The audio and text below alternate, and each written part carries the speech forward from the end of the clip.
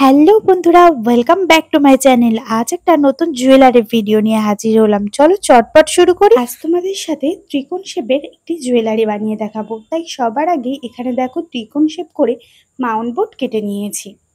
আর যে জিনিসগুলো জুয়েলারির জন্য ব্যবহার করব সেগুলো তোমাদের আগে দেখিয়ে নেই। সবার প্রথমে নিলাম সবুজ রঙের কাপড়। এবার এখানে সিলভার কালারের কিছু চাপস নিয়েছি, আর নিচ্ছি সাদা রঙের ফেব্রিক, আর এই যে সুতো দিয়ে বানানো টার্সেল। এবার চলো জুয়েলারিটা তৈরি করে তোমাদের দেখাই।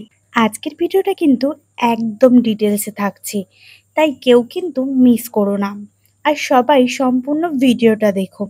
আর যারা আমার ভিডিও দেখছো কিন্তু চ্যানেলটিকে সাবস্ক্রাইব করোনি, তাদেরকে বলি অবশ্যই কিন্তু রেড কালারের বাটনটাকে ক্লিক করে চ্যানেলটিকে সাবস্ক্রাইব করে নিও। এটা কিন্তু একদমই বিনামূল্যে। আর পাশে থাকা নোটিফিকেশন বেলটিকে অন করে নিও, যাতে আমার নতুন যে প্রত্যেকদিন ভিডিও আনি সেগুলো তোমাদের কাছে রোজ পৌঁছাতে থাকে। দেখো, তোমাদের সাথে কথা বলতে বলতে ত্রিকোণ শেপের গায়ে আমি এখানে সবুজ রঙের কাপড়টিকে আঠার সাহায্যে লাগিয়ে নিয়েছি। বড় সাইজটা রাখবো চোকারের জন্য, আর ছোট দুটো ইয়াররিংস। এখানে দেখো গোল শেপের উপরে যে জামসটা নিয়েছিলাম সেটিতে আমি আঠার সাহায্যে চোকার যেটিকে বানাবো সেটির উপরে লাগিয়ে নিলাম কেমন ভাবে।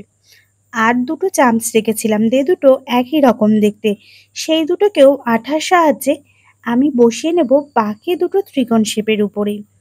এই দুটো ত্রিকোণ শেপ দিয়ে আমি ইয়াররিংস তৈরি করব। আচ্ছা, তোমরা যারা আমার জুয়েলারির ভিডিও দেখে নিজেরাও জুয়েলারি বানাচ্ছ, তারা কিন্তু অবশ্যই আমাকে কমেন্ট করে জানিও। আমার এতে তোমাদের জন্য নতুন নতুন জুয়েলারির ভিডিও নিয়ে আসতে খুবই উৎসাহিত হয়। এবার দেখো এখানে সাদা রঙের ফেব্রিক ব্যবহার করে আমি খুব সিম্পল একটা ফ্লাওয়ার টাইপের ডিজাইন জুয়েলারিটির উপরে করে নিয়েছি। ইয়াররিংস এবং চোকার বেসের উপরে সব জায়গাতেই করছি। আর এই জুয়েলারিটা তৈরি কিন্তু খুবই সহজ, তোমরা নিশ্চয়ই দেখতে পাচ্ছ, তোমরা নিজেরাও বানাতে পারবে। দেখো, যে টার্সেলটা তৈরি করে রেখেছিলাম সেটার উপরে আঠার সাহায্যে আমি এখানে চোকারের বেসটা বসিয়ে নিলাম। আর তোমরা কারা কারা এই সুতোর টার্সেল তৈরিটার ডিটেলসে দেখতে চাইছো সেটাও কিন্তু আমাকে কমেন্টে জানিও, আমি তার জন্য অবশ্যই একটা ভিডিও নিয়ে আসবো তাহলে। এবার দেখো ইয়াররিংসের পিছনে আমি যে গুজির অংশটা সেটাকে আঠার সাহায্যে কেমন করে লাগিয়ে নিচ্ছি এটাও তোমাদের দেখিয়ে দিলাম। তাহলে দেখতে পেলে তো কত সহজে তোমরা নিজেদের হাতে বাড়িতে বসেই একটা জুয়েলারি তৈরি করতে পারবে।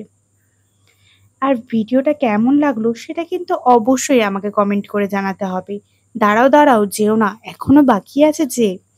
এই দেখো এখানে আমি জাম্প রিং আর কিছু স্মল সাইজের সিলভারের বিডস নিয়েছি।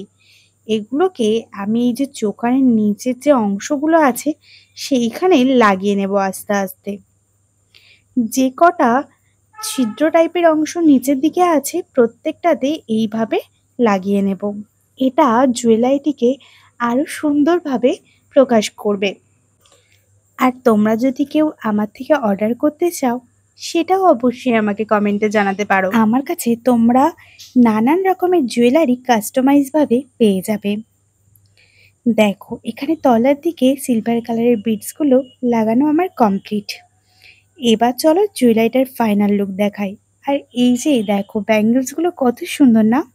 এই ব্যাঙ্গেলসগুলো তৈরির ডিটেলস ভিডিও আমার চ্যানেলে শর্টে আপলোড করা আছে, তোমরা চাইলে সেই ভিডিওটাও চেক করে নিতে পারো।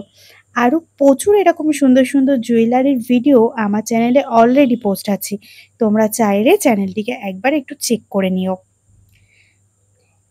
এবার চলো পুরো জুয়েলারির ফাইনাল লুকটা দেখে একসাথে। দেখো এইখানে ব্যাঙ্গেলসের সেটটাও এর সাথে ম্যাচিং করে রেডি করা। কেমন লাগছে এই ফুল জুয়েলারি সেটটা অবশ্যই কিন্তু আমাকে কমেন্টে জানিও। আর চ্যানেলটিকে সাবস্ক্রাইব করে নিতে কিন্তু একদমই ভুলো না। টাটা।